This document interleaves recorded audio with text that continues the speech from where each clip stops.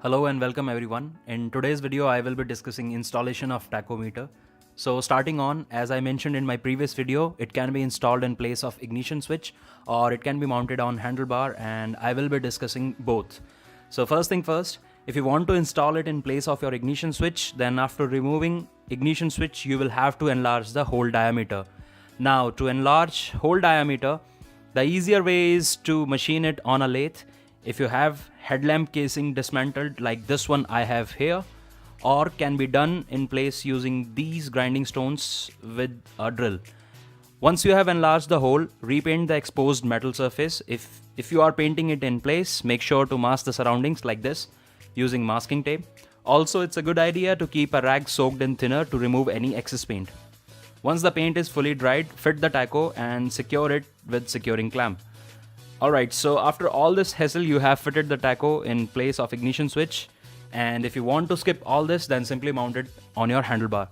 Fitting done, now comes the wiring part. So this tacho comes with 5 color coded wires, and we'll start with red wire, which is positive supply, connected to the ignition switch. So when you turn on your ignition, it will complete the power circuit for your tacho. Let me show you. This one, red wire with white strip. If you are mounting your tacho on handlebar, then you can simply connect it to this wire up in the headlamp casing, and even if you are shifting your ignition switch, still you can find this positive wire in this connector which connects to left hand side control switch. This connector, and here is the wire, same red with white strip. Now comes the next wire, which is orange and is positive supply for tachometer's backlight, connected to grey wire of this connector which serves to the backlight of speedometer. Next one is black wire, which is negative of tacho. You can connect it anywhere you like on the bike. I have connected it over here. Now comes the last two wires, green and white. You will have to use one of them depending on which polarity your bike generates pulses. White is for negative pulse system and green is for positive pulse system.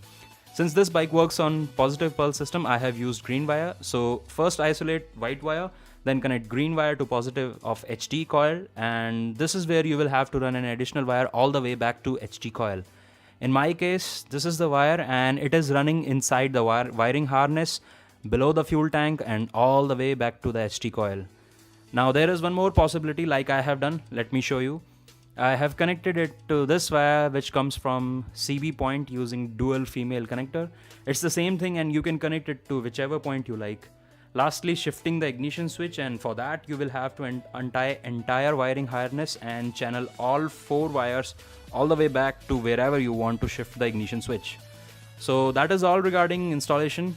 Please work out your plan before you begin installation so that you do not end up with making unnecessary joints in your wiring. Stay tuned for next part where I will be discussing some more tacho related information. Thank you for watching. See you next time.